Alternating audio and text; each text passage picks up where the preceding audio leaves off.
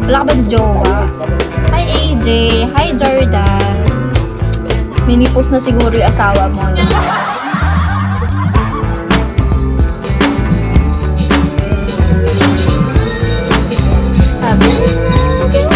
Hi Rap!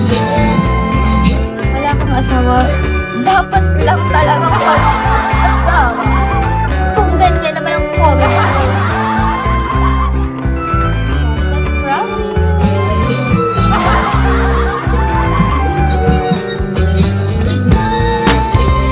Okay, tapos na akong mag-aral. No? Gagraduate na ako sa 30 or 29. So, lalakad ako dyan. Lalakad ako dyan sa harapan natin. Excuse me. Nakagraduate ako, hindi ako nabuntis.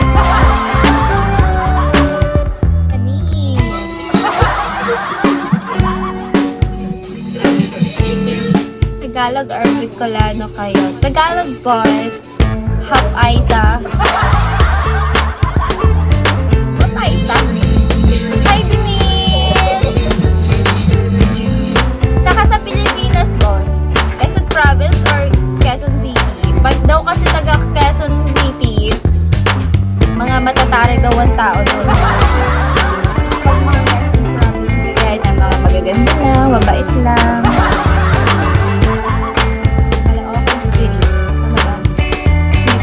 Yung Caloocan, sabi di pa ako nakakapunta dyan. Hi, Chong! Oh, yan, yung mga tagilan. Sabi kasi ni George, madami na daw siyang naano dyan. Kung kilala niyo yung nagla-live dito, madami na daw siyang nakaano dyan. Yung hotel. Si Mama, yung mga kapatid niya, may kapatid siya sa Bicol. Hindi pa ako nakakarating ng Bicol.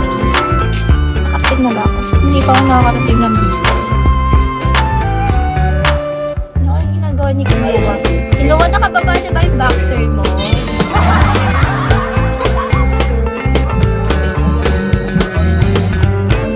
Ayan, yung number. Ang bango.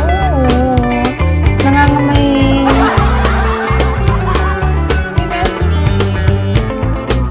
Bago ako mag-e-end, guys. Matagal ako magla-live.